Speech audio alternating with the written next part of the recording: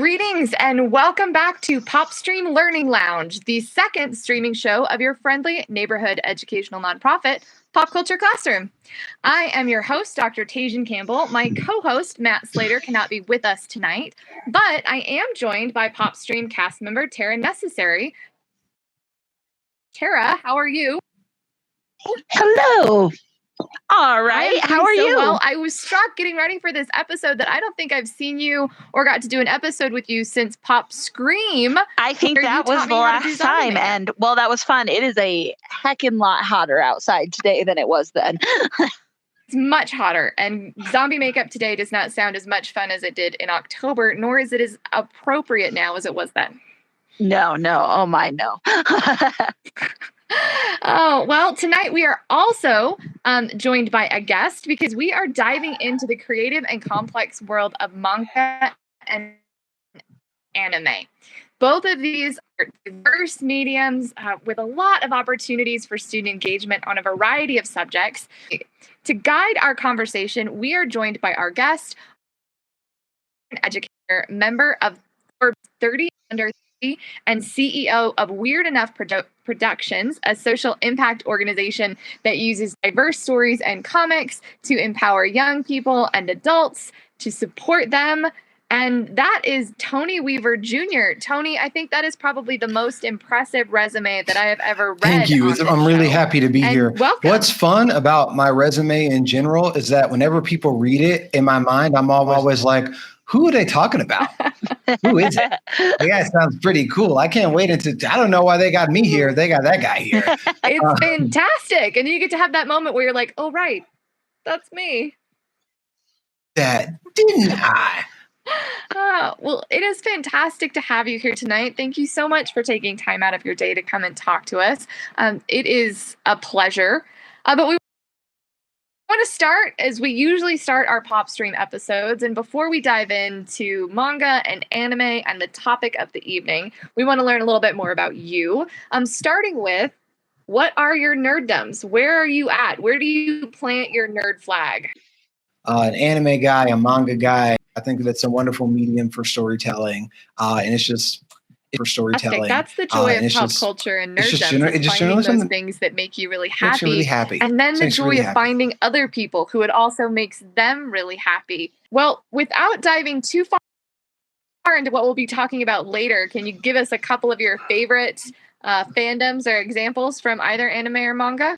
The Promised Neverland. It's in the stack of books behind me. I think The Promised Neverland is like one of the best manga that I've ever read. If you have students that like Naruto, I'm a big Naruto fan. The creator of Naruto, Masashi Kishimoto, has a twin brother named Seishi Kishimoto that has a series called Oppart's Hunter. And I think Oppart's Hunter, pound for pound, is low-key better than Naruto. So I recommend Oppart's Hunter as well. And also Dr. Stone is my favorite airing show right now. I'm a really big fan of I feel like I need to take notes. I'm a really big fan of Dr. Stone. Okay, let's then talk a little bit about your background. I went to school at Elon University in North Carolina, where I double major in acting and strategic communications. But as a part of one of my classes, I volunteered at elementary schools in my area. And in engaging with those young people, the two things that I really understood were, number one, I related a lot to their stories of not necessarily being seen or heard in their classrooms and the impact that had on their mental health. But number two, a lot of them are huge nerds. And you'd be surprised how much student engagement shifts and changes when you bring things into the classroom that they align with organically. So I would say it's kind of those two things that led me to start Weird Enough, seeing young people dealing with the same issues around depression, anxiety, and suicidal ideations that I did when I was in school, and having an understanding that right now the United States is in the middle of a youth mental health crisis. The question that a lot of people that I've talked to about anime and manga have asked is really what distinguishes it from other forms of graphic literature. So when we're looking at manga, what makes manga manga? So from my and we touched on that a little bit, and influences that are there. No, go ahead, Tony. From my point of view, I think it's the themes. I think it is really the themes that are explored in the age group for which those themes are explored for that really make it what it is. So, for example, if you think about the Western kind of publishing industry, we have middle grade for young people that are in like grades 3 through 6, and then we have YA for when people start high school. But in that like 6th, 7th, 8th grade range, you'd be hard pressed to find a lot of titles that are like right here. This is where I fall. Early teens. This is exactly where I fall. Whereas for a lot of manga, shonen especially, that is the exact audience that they aim for. And you can tell that there's a deficit there because when you look at the New York Times bestsellers list for graphic novels, of course, you'll find the likes of like Raina Telgemeier, Jerry Craft, but consistently shonen manga are showing up and kind of taking over the list because there's such an appetite for literature in that kind of in that range. So I think it's partially that age range, but also just the themes around self-discovery, self-acceptance, never-ending journey, those types of things. Those are some of the things that I think kind of define those genres for me. Okay. Excellent. Tara, would you add anything to it, or does that capture what you were going to say as well? So, the themes are absolutely a thing. And I think what kind of also supports that is that the way, like the grammar that it's written in, so to speak, and fast-moving plots and a lot of character-driven development over things like, hyper-realistic backgrounds, or, it'll use shorthand in some places to give room and space for more plot and more character development, I think, faster. So it's like, you've got so much Naruto and you get so close to those characters so fast. And yeah, it really does support that, like that shonen, especially shonen and shoujo group where like these, early teens are just hungry for the next part of the story, and it delivers it fast, but it doesn't get low quality. And a lot of times you have to choose between the two, but Manga hit a really nice compromise where it's high quality and comes out fast enough that you can get really attached. Mm-hmm. How does that then translate into anime? Is it some of the same things that are distinguishing anime from other forms of animation, or is it, does it have its own characteristics? Well, I think that since anime very often is an adaptation of the manga itself, there is certainly a that thing around themes and age groups certainly applies. However, I think that a lot of the time what distinguishes anime from other forms of animation is really the style. It's the style, and it varies depending on who you talk to. So for example, Netflix has a really popular anime that I just caught up on. I think is great, Castlevania. Castlevania is based on a Japanese video game, but it's written, the script is written by Americans and it's animated by a American animation studio, but it's still anime. So that's a perfect example of how like thin the line is. But when like it's very easy for you to like, I touch, you look at it and you go, "Yep, this is some weeb stuff." I could tell. This was for me. They're signaling me. I get it. I hear you loud and clear. Yeah. Like, and it is so like you look at Castlevania and you're like, yeah, that's anime. And then you look at Hello Kitty and you're like, Hello Kitty. And you're like, that is also indisputably anime. And those things have nothing in common with each other. Like, but both of them have a certain kind of vibe, a certain kind of way the animation is layered. And I mean, I guess it's sort of this. No, I was going to say it's sort of the same as when you can tell Disney movie is a Disney movie, but it's not. It's like the opposite of that because it's nowhere near that specific. It's just like, yep, that's that weeb stuff. Well, let's maybe take a step back a little bit. I don't have a lot of experience with manga. I was worried I didn't have a lot of experience with anime, but I'm excited to hear that, these lines aren't as hard as fast because I love Studio Ghibli. I teach with it all the time. And I loved Castlevania and some of those things like that. So I have a little bit of experience, but I'm excited to hear really from both of you, Tony and Tara. How did you get involved in this? What were some of those Touchstone titles when you were growing up that really drew you to manga? Tara, you can go ahead. Okay. So when I was in, what would it have been, second grade in like the mid 90s, saw a commercial for Sailor Moon. And I just knew as soon as I saw it, I was like, I have to watch that.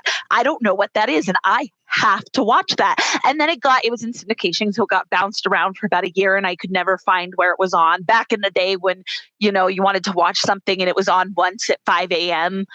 on some channel you had to guess at.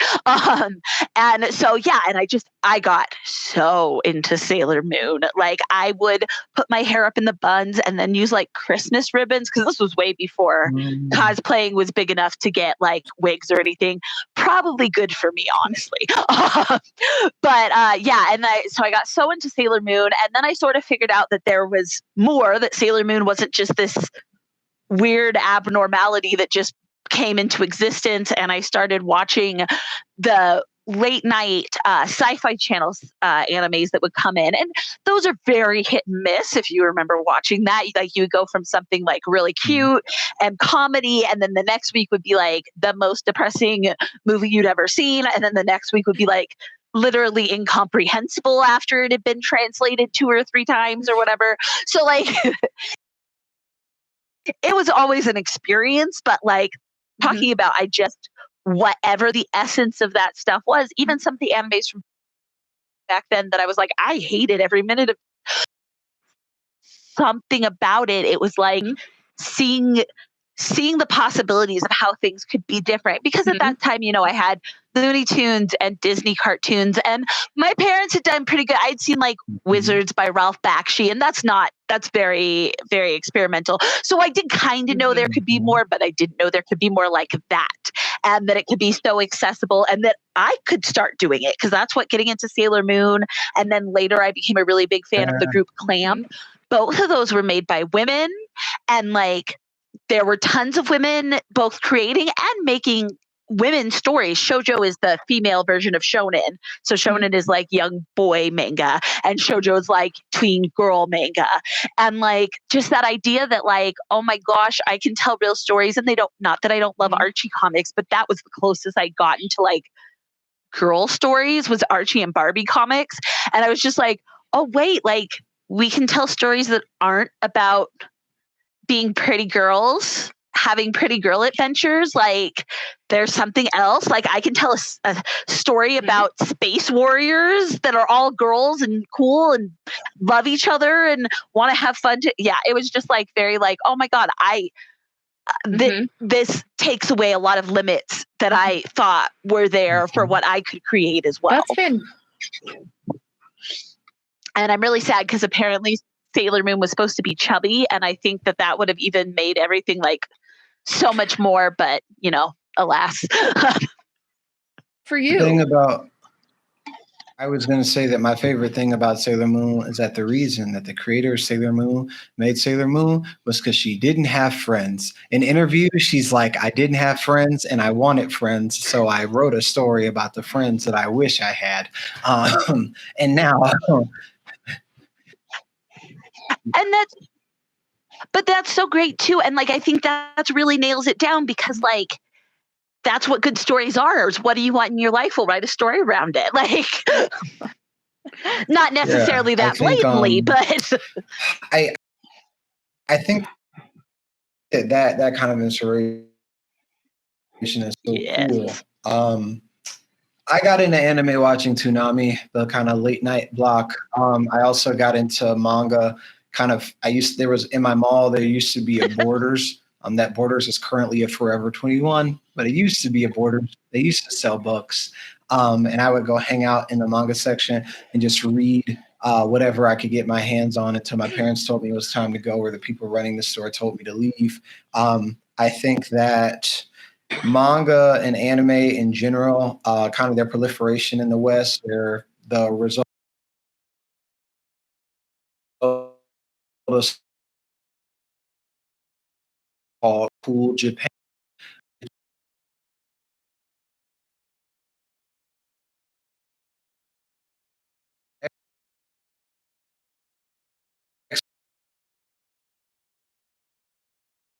Export their Right. I'm always like, I'll go to Japan, and if I go, I'm just going to be about the culture and everything. And I'm like, who are you fooling? You're going to be in Akihabara buying everything you can fit in your suitcase. Like, I think that's one of the things that is so interesting and engaging about manga and anime is that they're not necessarily for Western audiences, and yet there is so much appeal there, and there's so much that we can draw for educational purposes, not only to teach particular subjects, but also the potential for social and emotional learning and things like that. I think that in the West, stories have to be told in a certain way. They have to center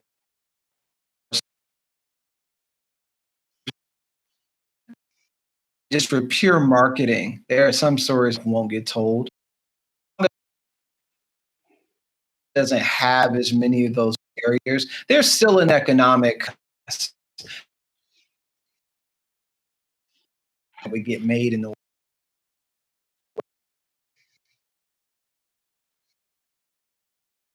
West. And I'm not one of those connect bigger you. Japanese. So if you've gotten, are like, a I'm thinking of horror here. Horror in the West follows a very particular pattern. Horror in the East follows a very different pattern. Causes a lot more for Western readers. I assume for Eastern readers as well. But for Western readers, it keeps you on your toes a lot more. Manga Uzumaki is about a horrifying swirl. And I can't, and now we're having a horror renaissance, I think a lot because of these, the same as manga, the horror community is also kind of weaving together globally. So again, all of these lines are starting to get blurry. But, if you think of Japanese horror from like the 90s and 2000s, The Ring and The Grudge, even when they were remade, they just had different pacings and different expectations of the characters. For example, in Japanese horror, a lot of times there isn't a solution. Like in America, you're always trying to find the solution to fix things. And then a lot of times in Japanese horror, it's more about how do you deal with this experience that you're going to have now. And there's no escape. So let's see how we deal with it. So and I think that's true, horror is a place where it's very obvious, but that's kind of true in all of them is there's this mix of familiar, but also being able to break out of those boxes that we've, a lot of our mainstream media sort of fits in. And of course, right now, again, we're in this renaissance where everybody's working at doing that in a lot of different places and a lot of different medias, which is really nice. But I think that for us, particularly this generation, that was one of the first places where we kind of got to experience something new and shiny. I know for me, so I use, like I said, I use Studio Ghibli a lot when I teach. And one of the things that I really like is introducing students to new perspectives and to new identities and to mediums that were not made for them, and the experiences that they can then have as they go through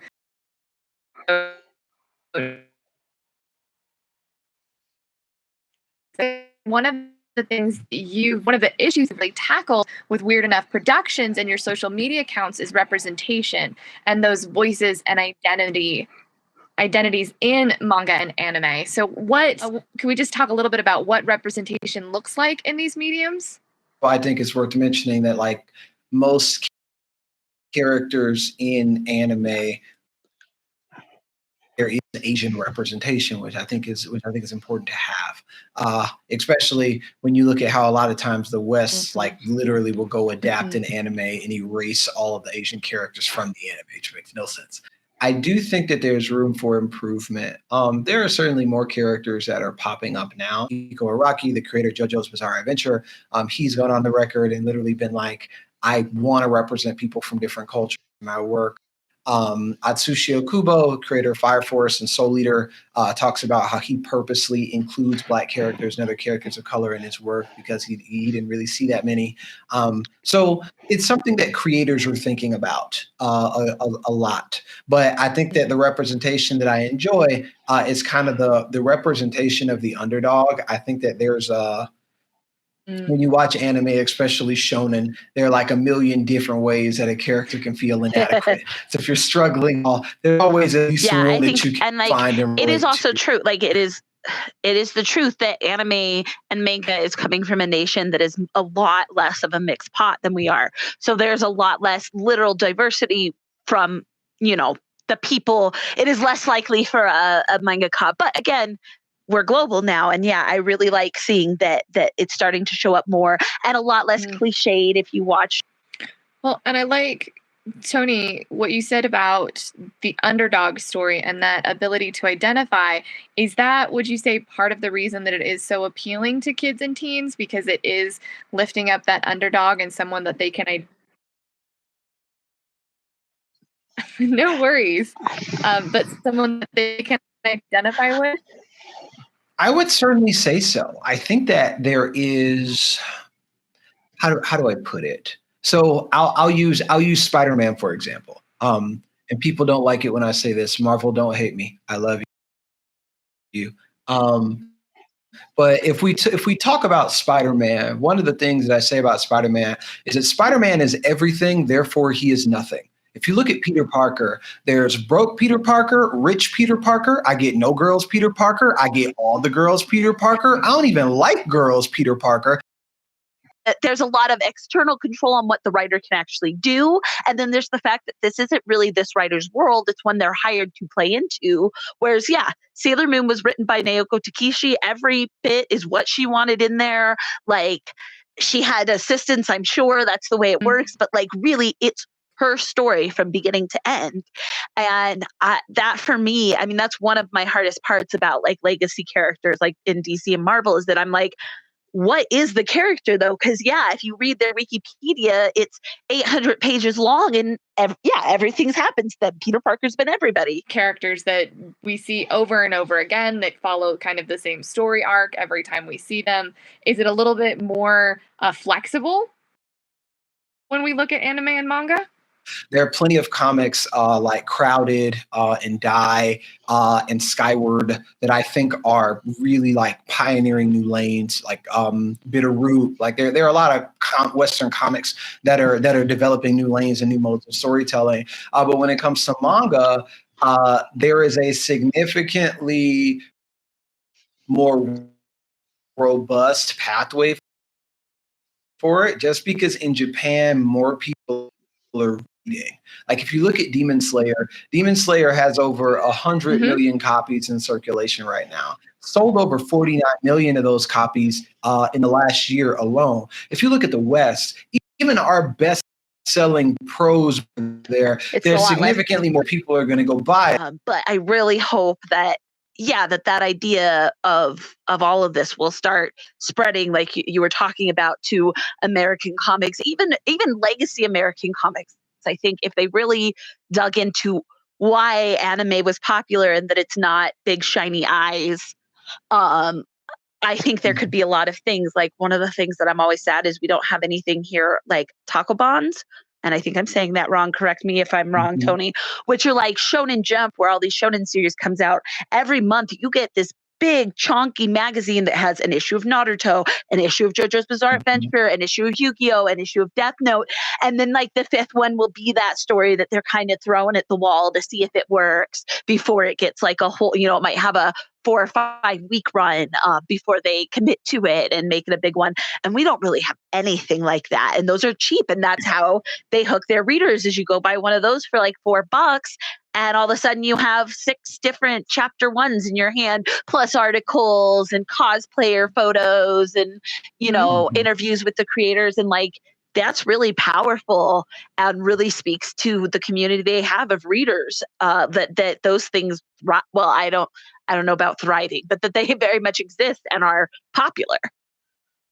Oh, well, before we dive into our next really big, meaty question, which is, I think, going to drive the rest of our conversation today, I want to take a short break and talk about things that are going on at Pop Culture Classroom. But I'm going to tease the question. So both Tony and Tara, you can really think about this, and Tony, you can think about how Weird Enough is speaking to this question. But that really is why should educators and parents really care about anime and manga, and what is the appeal for education?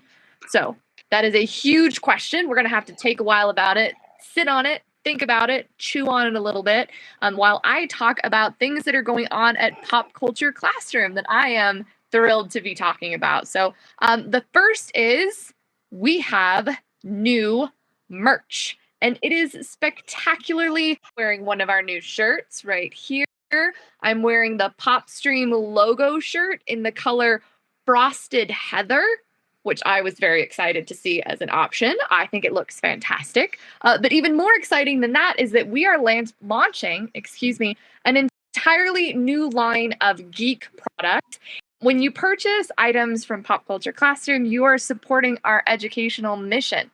You are giving us the funds to be able to run PopStream, to do workshops, to create resources. So take a moment, go to the website, look at some of these new really fantastic offerings, everything from shirts to fanny packs to mugs, by helping our nonprofit work. The second thing that I want to talk about really quickly before we dive into that big question is the Excellence in Graphic Literature Awards.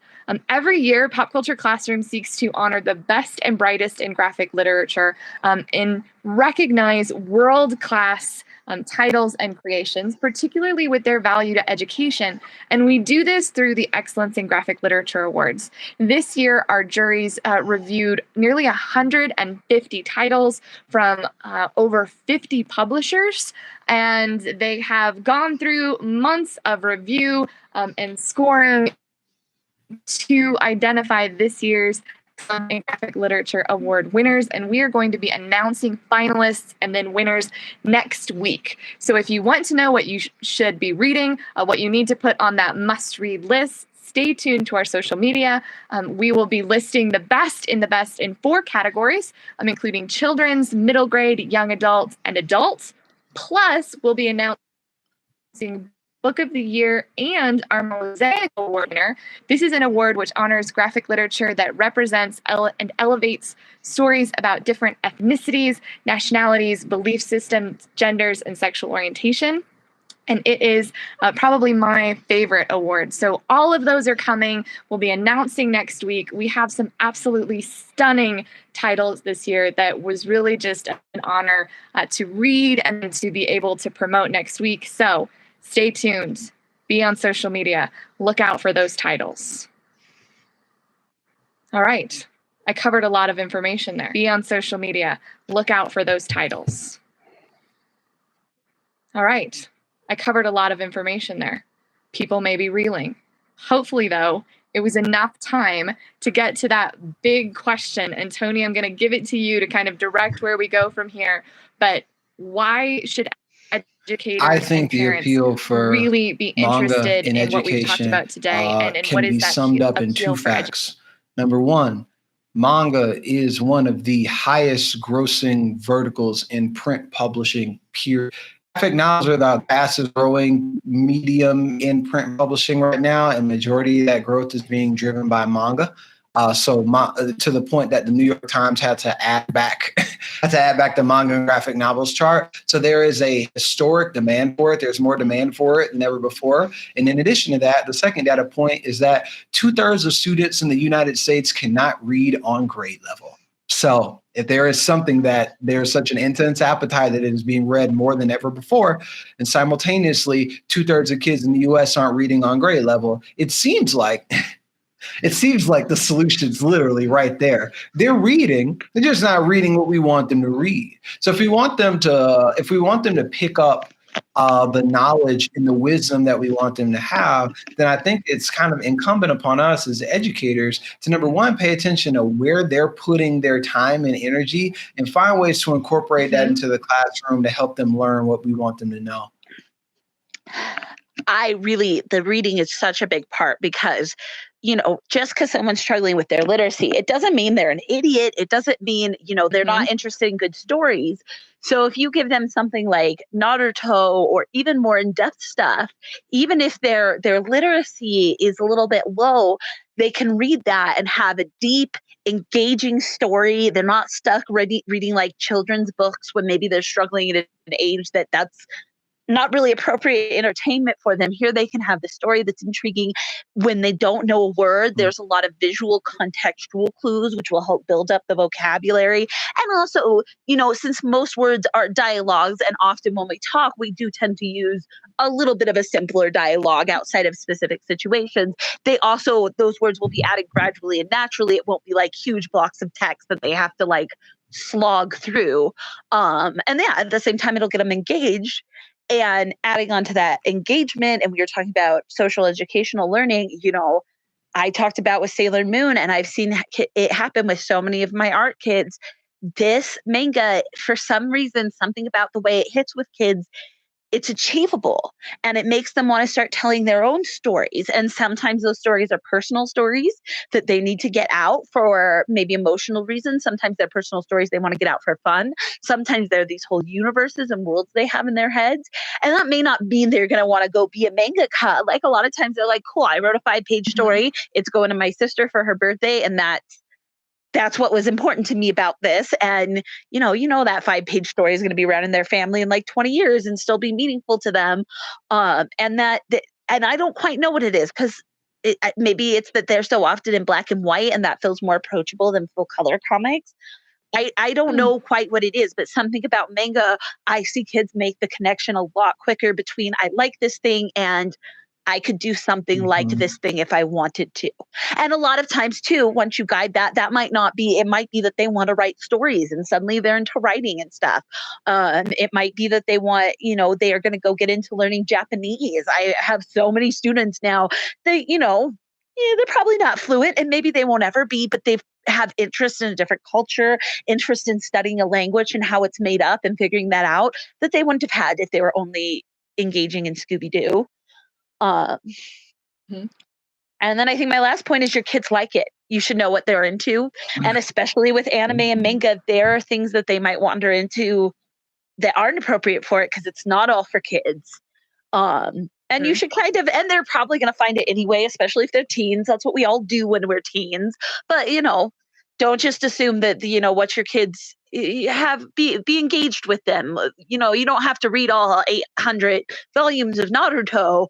But, be there and listen to them if they want to tell you about the cool battle that happened in it.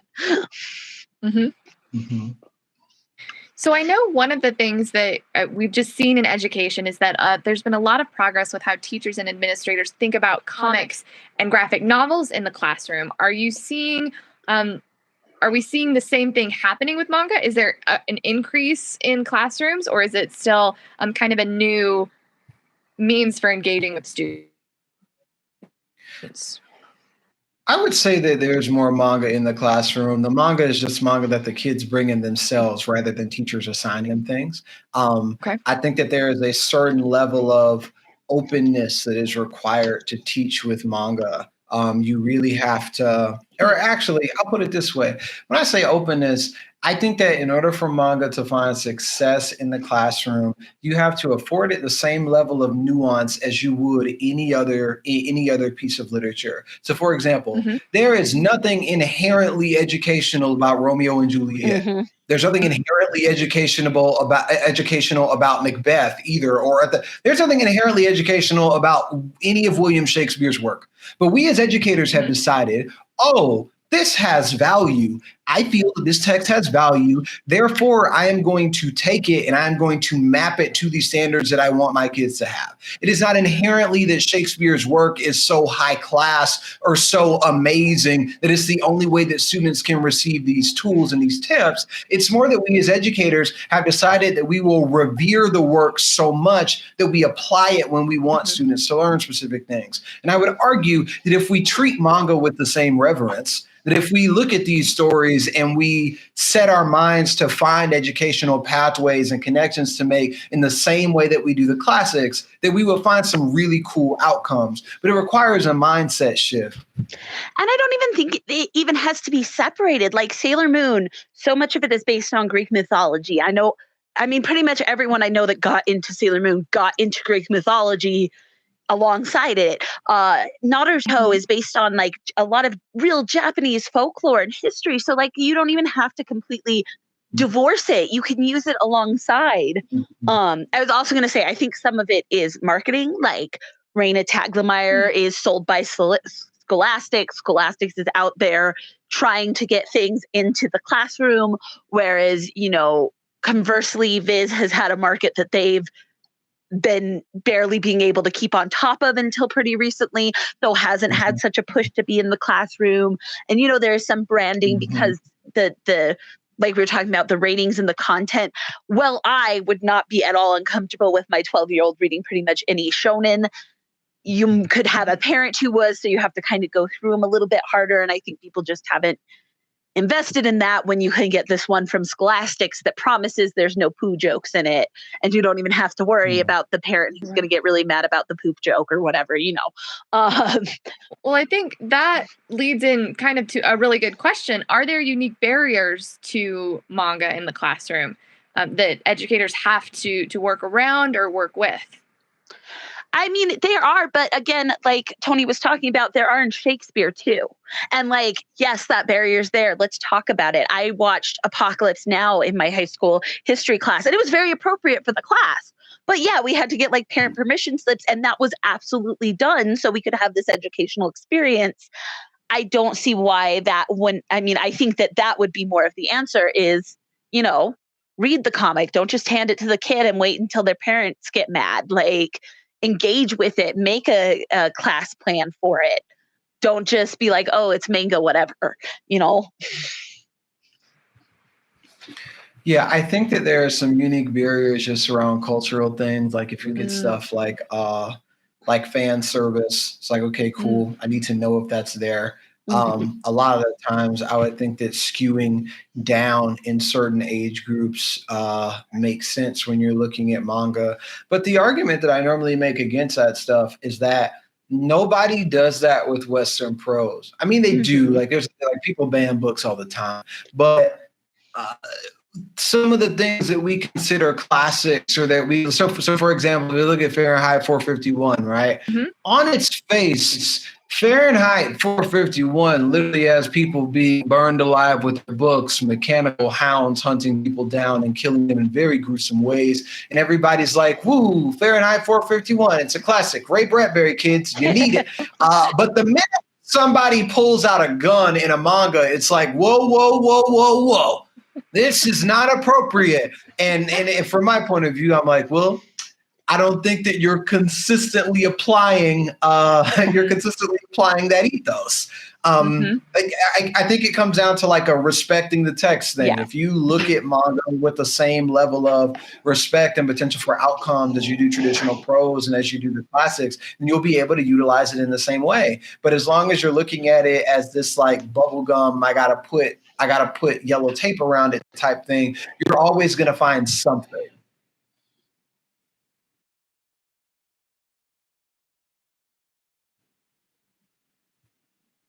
Oh, I think that's I think we're getting it all apart. I think we may have a little bit of playback happening on our end. I'm not sure if everybody can hear that, but it's just the joy of getting to hear me ask a question again. So it's an echo from the past. Now we're time traveling. That's exactly it. Yeah, and practical examples. So you're an educator, you want to bring manga into the classroom, but maybe you're not familiar with it. You know your students are reading it, but you are not engaging in it on a regular basis. What is a good starting point? What are maybe some good starting texts or good places for educators to go that they can get familiar enough that they feel comfortable bringing it into the classroom and using it? I think that my recommendation is always going to be to select manga stories, not stories that are like, hey, it's this thing that we read in prose, but it got adapted into a manga. Like, no, don't do that. Don't do that. Pick manga. Pick something that started in the medium as a manga. Highly recommend Dr. Stone. And I also really recommend Yotsuba. Yotsuba is super innocent. You'd be hard pressed to find something wrong with Yotsuba. It's really innocent. It's cute, but there's lots of educational value that it has. And I think that Dr. Stone is just wonderful for critical thinking, problem solving, teamwork, being solution driven, growth mindset. I think that Dr. Stone is one of my favorite anime that's out right now. And I also think that from a manga perspective, there's just so much wisdom in those pages. And I also really recommend the Pokemon Adventures manga. So there's a Pokemon manga that dropped in the 90s. It's still, in my opinion, is some of the best manga writing that I've seen. I'm reading it now. I started reading it a few months ago, and I've been blown away by how well written it is. I super agree. I think that, the more popular title is, probably the safer it's going to be, because, if it's popular with every middle school, it probably doesn't have anything super traumatic in it. But definitely read. I feel like it also depends a lot on the age of your kids. And I do feel like I have more success using things in middle school and up, just because I don't run into so many limitations on what content they can handle. So I've had a lot of success with both Naruto and My Hero Academia, especially if you keep to the earlier volumes where they're younger kids and stuff. That's been pretty successful for me to use, because those are titles they know, but they have enough storytelling staples and characterization staples that I can slip in stories or lessons about story arc and the hero's journey and stuff like that. But yeah, and there are so many out there that really you can get tons and tons and lots of really cool content that might not be something they've read before. Just make sure you read it, beforehand. But again, Sailor Moon, Cardcaptor Sakura, Fruits Basket, those are all a little bit more geared towards girls and person to person interaction. But I mean, I think that most people will enjoy reading them as well. And they're all pretty lighthearted as well. And there's a high chance in a lot of manga that if you read all the way through, there's going to be something. But, you usually when teaching only are going to be working with one volume, you can let their parents deal with whether they get to read volume 71 or not on their own. So that is a good thing to kind of pull up on a little bit, and just, for people who aren't familiar, for any viewers that aren't familiar with manga, is to, not all manga is for kids. Oh, definitely. So just because it's coming from that section of the bookstore doesn't necessarily mean you want to be using it in your classroom. And they all have ratings, but I would definitely, they are rated. It's not like PG, PG-13. It's kids, young adults, teens. So your kids might be included in a group that you cannot teach them as a teacher, because there's something that's appropriate again for their parents to buy them, but not necessarily for you to bring in the classroom. But there are rating, you can look it up, and if it's adults only, you can be okay, not that one for my 7th grade class. That can be a good way to kind of start trimming them down at the bookstore. Is, if it's rated for all ages, totally fine. If it's rated teens, you definitely want to read it and maybe read a summary online to make sure the next chapter doesn't have cannibals or something in it but yeah, usually you can they do have ratings on them for this exact reason. And the nice thing is anime fandom is real rabid and has been around for a long time, so you plug any of them into Google and you're going to get all the answers you want before you take it into your classroom. Yeah, that's good. Well, as we kind of wrap up, I would love to hear a little bit more about just specific ways that you've used manga in the classroom and what kind of that design process looks like. We've touched on, the appeal for social and emotional learning. We've kind of looked at how manga can be used in a couple different ways and just the diversity of it. But Tony, when you look at designing classes and providing resources for educators, what are you doing with these titles to reach your goals? So I think that if you think about what the core outcome that you want for incorporating it into your classroom is, there are clear opportunities that you can find to find specific titles. So I think it starts with subject matter. The manga that you bring into a science classroom might be different than the manga that you bring into an English classroom or what you bring into a history classroom. So I think the subject kind of sets the tone. And then from there, I think trying to anchor it with whatever's going on in the textbook at the time, looking at it as a partner text so it doesn't have to carry all that weight on its own. That seems like a good strategy. I find that, so I'm mainly coming from either an art or literacy point of view. And one of the things I've discovered about manga specifically is because of kind of what we talked about earlier about just everything being a little bit different. I can pull out tropes for children and kind of explain some concepts that might be harder for them to see in the world where it's always been in front of them. So like, for example, one of the ones they bring up a lot is when you have kids and you're trying to get them to start writing, they want to make perfect characters. They want their characters to be the best at everything. There's a manga called One Punch Man, which is the concept is literally that this character, his superpowers that he punches anyone once and he wins. And so the whole manga is about how much his life sucks because everyone wants to come punch him and prove that they can be the person that beats them.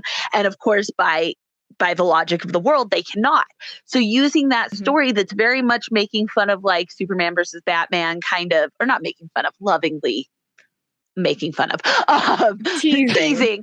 Yeah, like I can sort of show them and pull them back a little bit to look at this structure as a story and not getting caught up in like what it surrounds them with. And I find a lot of those pop up in manga and anime that I can show the students how it's structured as a story, because it's not a story, it's not Aladdin, it's not The Little Mermaid, it's not something that they've known since they were 6 that they're going to fight me on if I tell them something, because no, I know how the story, like it just can be really useful to expose them to this completely different storytelling pattern. And then at the same time, it still does, you can plot out the hero's journey with almost any manga. You can plot out a typical story arc. You can lay out these character things. So it's not like it's like, oh, it's so different. Like it's just a little bit that you can see a little bit more of the structure when you come at it a different angle. And Tony, what are some of the resources that educators can find with Weird Enough Productions? Well, if you go to our website, weirdenough.com, there'll be a link that you can click on if you're an educator. It'll connect you to our portal where we have a library of lesson plans linked to our series, The Uncommons. And those are like, we got a pretty large library of lessons for educators to be able to pick from.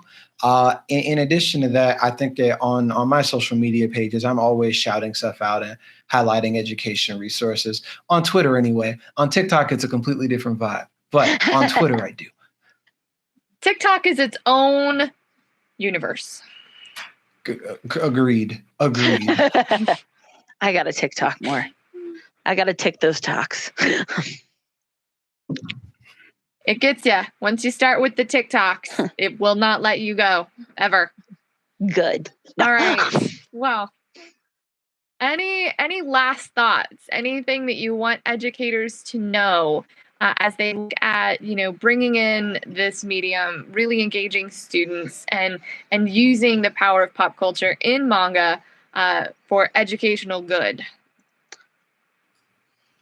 I think that if you treat it with the same level of versatility and depth that you treat prose and text from other mediums, and you won't go wrong. And I also think that'll show like engaging with a kid who likes manga as if that manga is worth engaging with will get you a lot of respect that I think teachers really want from their students and can be really hard to build up. And if they're already reading it and you're like, no, that's great. That's so great. We're going to actually focus on it. Like that can really change a kid's whole perspective on how education is going to work for them. And how it ties into their life and builds those connections. Yeah, how much, and also how much that comes into their life. Where you like Naruto. Guess what? Naruto is a story that just like the ones we're writing, like, and it's like, oh yeah. Well, that's fantastic. And I just a lot of food for thought for me, a lot of great recommendations. We've talked about so much tonight that I know that this is going to be a start for some and a reaffirmation for others, and a point as educators look at engaging in these titles and bringing them into the classroom. So thank you both, Tony and Tara, for joining us tonight. This has been a fantastic conversation. Thank you so much. Certainly. Thanks for having me. I've had a great time. I've learned things, which is always a goal. And before we go, Tony, remind our audience where we can find you. What are your social media handles? Where are you going to be at? I'm at Tony Weaver Jr. on every platform. In my organization, Weird Enough Productions, you can find us at weirdenough.com. Oh, and all right, before we end, I want to give a special thank you to our viewers. PopStream Learning Lounge is focused on providing educators and parents with pop culture resources to engage kids and promote learning. So we literally would not be here without you. So thank you for joining us. Be sure to be engaging in the chat. If you want to connect with me, I'm at Nerdy Academic on Instagram. I love to talk, so reach out. Don't forget to make sure that you are subscribed to PopStream. We are available on all platforms that you can think of, the big ones, including YouTube, Twitch, and your favorite podcast services. And that you follow Pop Culture Classroom on social media. Find out more about PopStream, see upcoming shows, find out about the Excellence in Graphic Literature Awards, and some big announcements that we'll be having as an organization soon. Woo-hoo. And every subscribe, every follow, every view helps us pursue our educational mission. So if you're interested in supporting us, make sure that you're hitting that like button. And you can also do more if you're interested by donating or purchasing merchandise on our store. We are a nonprofit, so everything goes back to the community to fund resources for educators like our educational comic series, Colorful History. It supports programs like the Excellence in Graphic Literature Awards and facilitates workshops in schools, libraries, and community centers across the Denver metro area. So we are here with your support. Finally, be sure to tune in for our next show on July 8th for our regular PopStream show, where we're going to be discussing the future of books and graphic novels, where they are going, where do we want them to go, and what will we find when we get there.